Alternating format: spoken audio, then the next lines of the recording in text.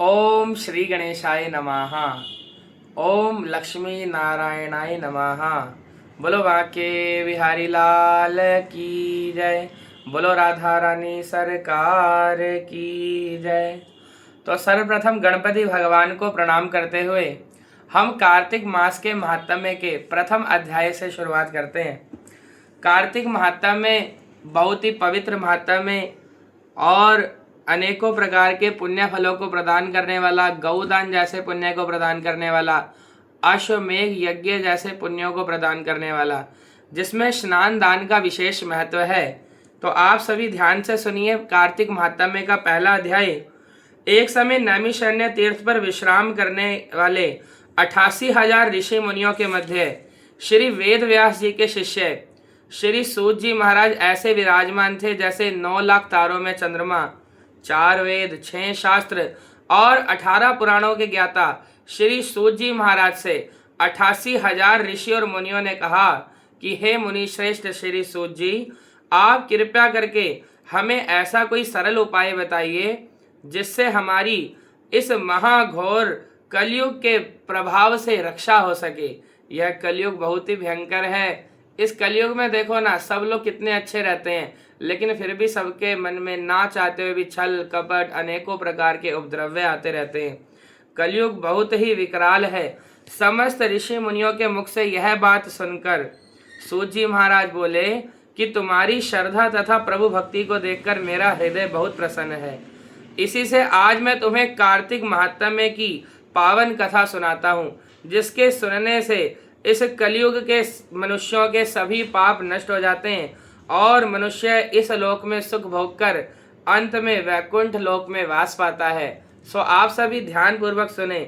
एक समय संसारी जीवों का भला चाहने वाले ब्रह्मा जी के पुत्र नारद मुनि ब्रह्मलोक में पहुंचे और जगत के रचयिता ब्रह्मा जी को नतमस्तक होकर प्रणाम करने लगे और कहते हैं कि हे पिताजी, आपने बहुत कृपा की है।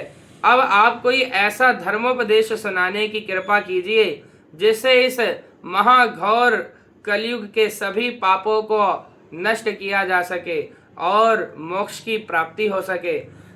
नारद जी की श्रद्धा से युक्त बात सुनकर ब्रह्मा जी बोले कि हे पुत्र, तुमने संसार के कल्याणार्थ जो बात पूछी है सो तुम्हारी भगवान के चरणों में सच्ची श्रद्धा भक्ति देखकर आज मैं तुम्हें कार्तिक मास का पावन महात्म्य सुनाता हूँ, जिसके पढ़ने और सुनने मात्र से भी मनुष्य के सभी पाप नष्ट हो जाते हैं। देखो, केवल पढ़ने से और सुनने से, हम तो इसको कई बार पढ़ चुके हैं, तो इसमें बारंबार वर्णन आता है। किसी कथा को सुनने से अश्वमेध यज्ञ का, किसी कथा को सुनने से गौदान करने का, किसी कथा को सुनने से भगवान की सभी तीर्थ यात्राओं को करने का पुण्य फल प्राप्त होता है। तो आप बहुत ही ध्यान से इस कथा को सुने। इसके पढ़ने और सुनने से सभी पाप नष्ट हो जाते हैं और वो इस संसार के सभी सुखों को भोगकर अंत में वैकुंठ को चला जाता है। कारण कि कार्तिक मास भगवान को अत्यंत प्रिय है। कार्तिक मास में किया हुआ व्रत, दान, नियम, संयम, भगवत कीर्तन अत्यंत फल प्रदान करते हैं। कार्तिक मास में भगवान का गुणावाद सब प्रकार से फलदायक होता है। कार्तिक मास में भगवान के प्रति क्रिया कृत्य सबसे बढ़कर होता है। इससे बढ़कर कोई और तप नहीं है, कोई और यश नहीं है। अतः तुमने संसार की भलाई के लिए बहुत उत्तम प्रश्न किया है। सो मैं पुण्यदायिनी कथा कहता हूँ। अब तुम श्रद्धा युक्त होकर सावधान होकर सुनो। मैं सभी विधि का वर्णन करता हूँ। व्रत करने वाले मनुष्य को प्रातःकाल ब्रह्म मुहूर्त में उठकर शौच आदि से निवृत्त होकर 12 अंगुल लंबे सुगंध वाला दातुन करना चाहिए, अर्थात अपने मुख की शुद्धि करनी चाहिए। शास्त्रों में बताया गया है, आप चाहें तो 12 बार कुल्ला भी कर सकते हैं। बताया कि याद रहे कि श्राद्ध वाले दिनों में सूर्य अथवा चंद्र ग्रहण वाले दिन, एकम और अमावस्या, नवमी, छठी, एकादशी और रविवार को दातुन नहीं करना चाहिए। जिस दिन दातुन ना करना हो उस दिन पानी से 12 कुल्ले करके मुख को पूर्णतया साफ कर लेना चाहिए।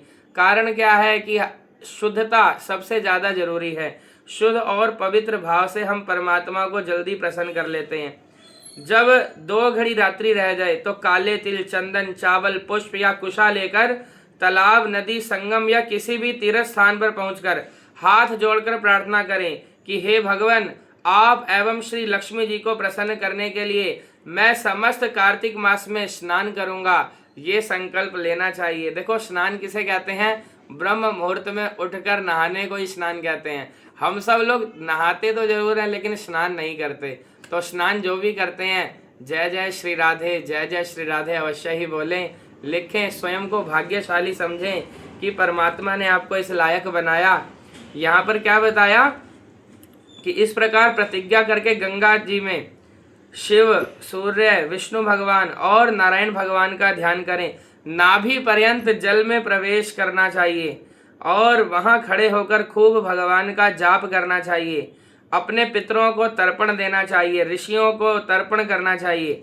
स्नान करने के बाद भेड़ बकरी की धूल से बचना चाहिए। छींक, थूक, कुत्ता, कौवा, उल्लू, ऊंट आदि से बचना चाहिए। और यदि गलती से भूलवश इनसे स्पर्श भी हो जाता है, देखो वैसे तो सब परमात्मा का बनाया हुआ है, कारण क्या है कि हमें शुद्ध भाव में रहने का प्रयास करना है, तो इसलिए थोड़ा सा बताया कि थोड़ा सा प्रयास करना चाहिए कि इनका स्पर्श ना हो। और अगर किसी अशुद्ध व्यक्ति का स्पर्श हो जाए, अशुद्ध वस्तु का स्पर्श हो जाए तो पुनः स्नान करना चाहिए। और जो मिथ्यावादी, जो व्यर्थ की बातें बड़ी बड़ी करते हैं और नीच प्रवृत्ति वाले लोग हैं, ऐसे लोगों से वार्तालाप भी इन दिनों में नहीं करना चाहिए। इसके बाद षोडशोपचार विधि से भगवान की पूजा करनी चाहिए, भगवान को अर्घ्य देना चाहिए और प्रार्थना करनी चाहिए कि हे कृष्ण भगवान, आप श्री राधा सहित मेरे इस अर्घ्य को स्वीकार कीजिए। इस प्रकार प्रार्थना करके उपाना, पाद्य, अर्घ्य, आचमन, स्नान, वस्त्र, चंदन, अक्षत, पुष्प, धूप, दीप, नैवेद्य, तांबूल, पूंगी फल, दक्षिणा और हाथ जोड़कर प्रेम पूर्वक नमस्कार परमात्मा को करना चाहिए। इस प्रकार से परमात्मा की पूजा करनी चाहिए और तुलसी की मंजरी से भी भगवान का पूजन करना चाहिए। इस प्रकार से कार्तिक महात्म्य का पहला अध्याय संपूर्ण हुआ। बोलो लक्ष्मी नारायण भगवान की जय। तो पहले अध्याय के साथ साथ आप पूर्णिमा की कथा भी अवश्य ही सुने। अगली कथा पूर्णिमा की है, पूर्णिमा वाला दिन है आज, क्योंकि पूर्णिमा के दिन से ही कार्तिक मास प्रारंभ होता है। तो आज के दिन पूर्णिमा की यह छोटी सी कथा भी आप अवश्य ही सुने। बोलो बांके बिहारी लाल की जय, बोलो राधा रानी सरकार की जय। समय का और बहुत सारी बातों का ध्यान रखते हुए यहाँ पर तो अति संक्षेप में ही कथा की जाती है। जो मूल कथाएं हैं उसी का आप आनंद लीजिए। आप प्रेम पूर्वक इन कथाओं को सुनिए और हरि का नाम जपते रहें। जो भी आपके गुरु ने मंत्र दिया है, जिस भी देवता का आप ध्यान करते हैं, उनका ध्यान करते हुए कहिए सियापति रामचंद्र भगवान की जय।